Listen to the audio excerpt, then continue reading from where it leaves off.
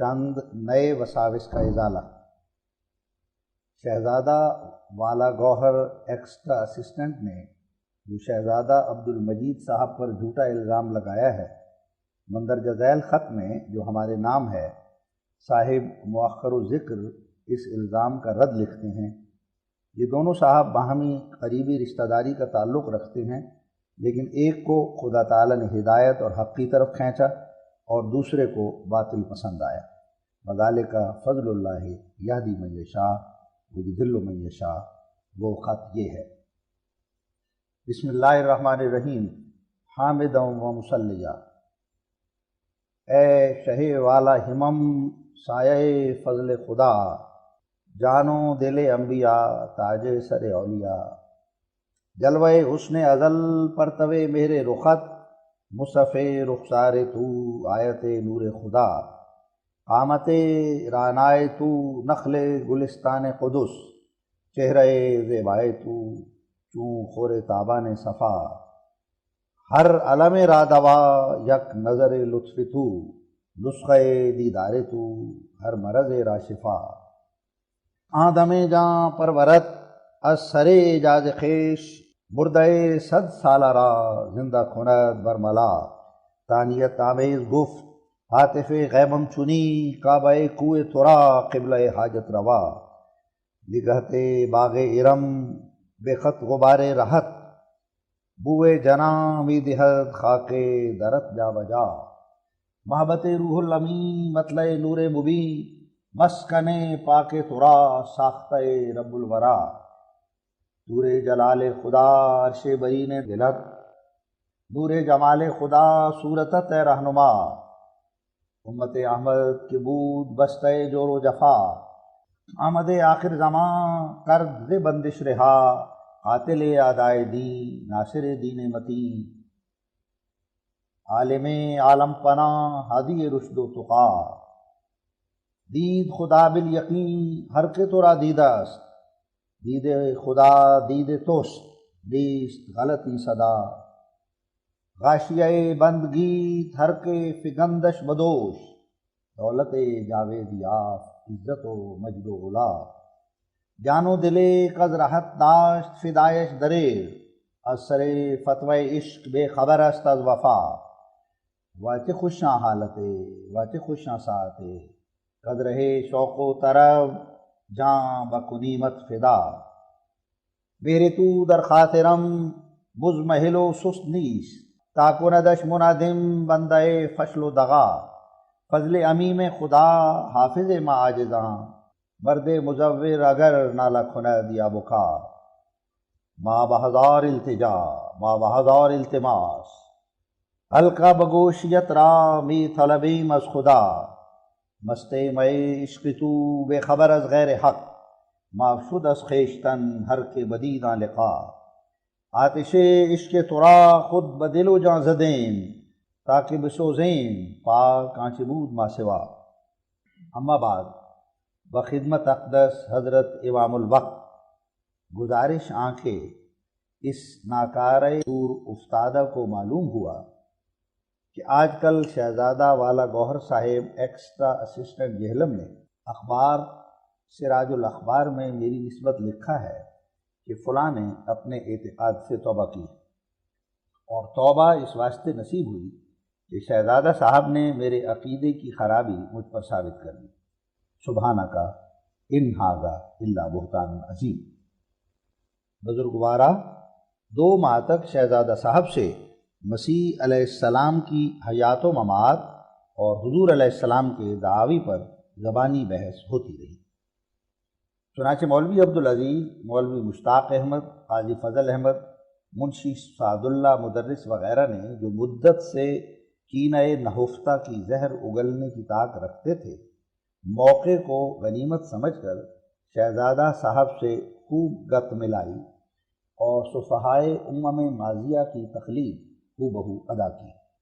میں نے نہ کبھی خیانت اور بزدلی دکھائی اور نہ میں کبھی ان سے دبا، جس سے ان کو میری توبہ کا یقین یا احتمال پیدا ہوا۔ البتہ وعارض عن الجاہلین الاعراف 200 اور وَإِذَا خَاطَبَهُمُ الْجَاهِلُونَ الفرقان 64 پر عمل درآمد میرا ہوتا رہا۔ اس کو اگر انہوں نے توبہ سمجھ لیا تو یہ ان کی فہم رسا کی خوبی ہے۔ لا حول ولا قوہ، اس قدر جھوٹ۔ بزرگوارا اگرچہ نابکار شرط زیارت سے معروم ہے، مگر آن حضرت کی محبت اور عظمت اور ادب اور اطاعت اور کثرت یاد میری روح اور جان کا جزو ہو گیا ہے۔ میں اپنی جان سے کس طرح علیحدہ ہو سکتا ہوں؟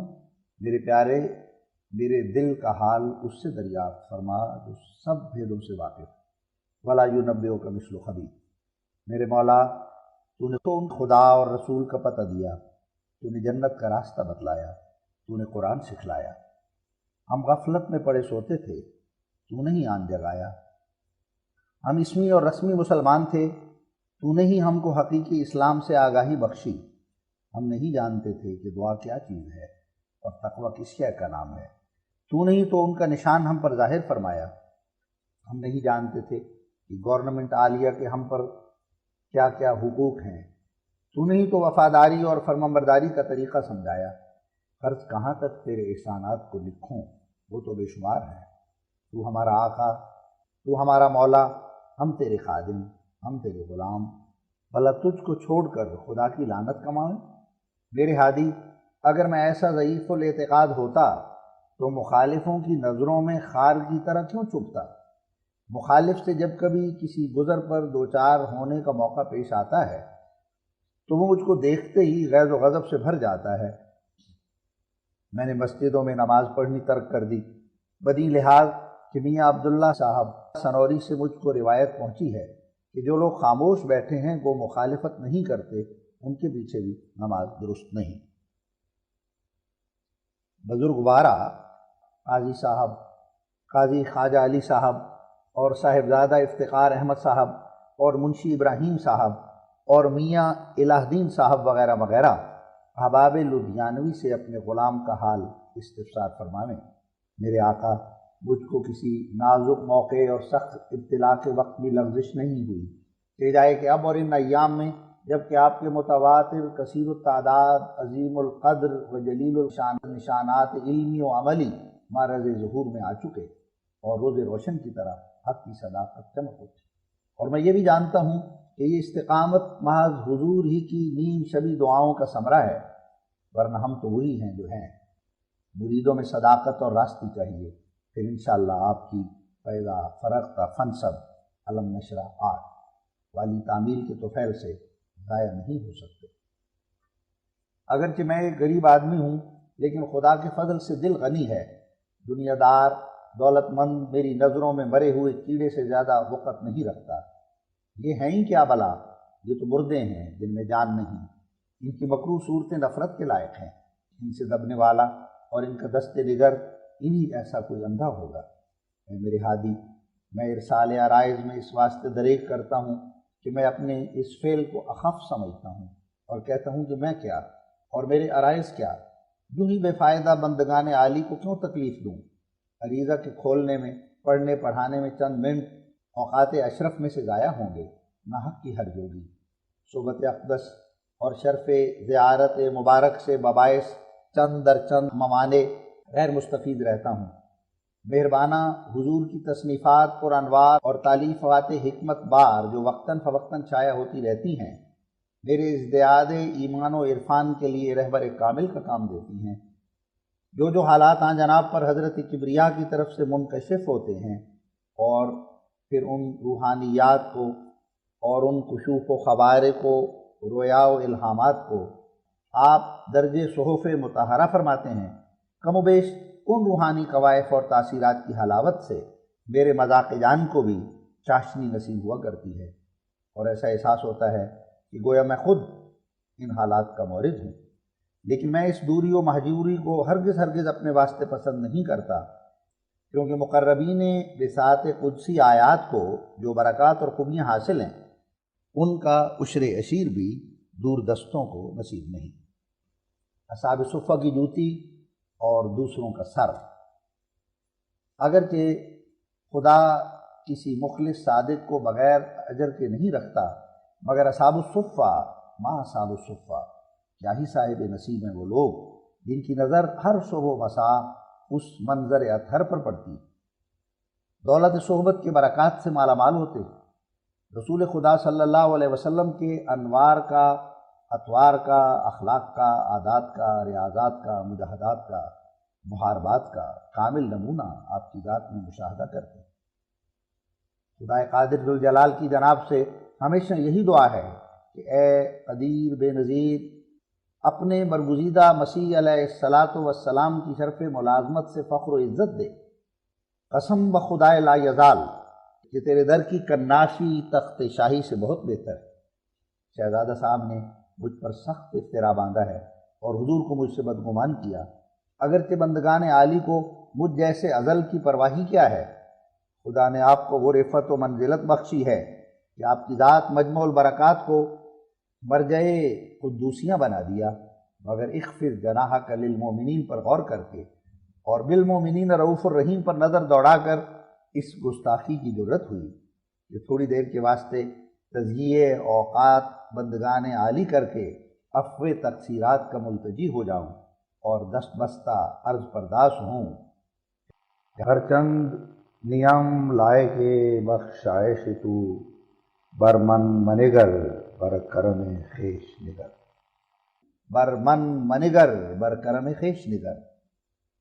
شہزادہ صاحب کی کتاب کے مضامین مختصراً و مجملاً جہاں تک مجھ کو یاد ہیں ذیل میں ہیں۔ وہ مسیح علیہ السلام کو آسمان پر نہیں سمجھتے، بلکہ کہتے ہیں کہ اس جہان میں خدا نے ان کو چھپایا ہوا ہے، اور توفی کے معنی بھرنے کے کرتے ہیں، یعنی خدا نے ان کو بھر پا کر لوگوں سے کنارہ کر لیا مگر زندہ ہیں۔ وہ کہتے ہیں کہ دو حلیوں کا بیان جو احادیث میں ہے، سو چونکہ یہ ایک رویا اور کشف ہے، بس ممکن ہے کہ ایک ہی شخص کو انسان کئی مختلف صورتوں میں دیکھے۔ ایک وقت ہم اپنے دوست کو خواب میں کسی صورت میں دیکھتے ہیں، اور پھر اسی دوست کو کبھی خواب میں بصورت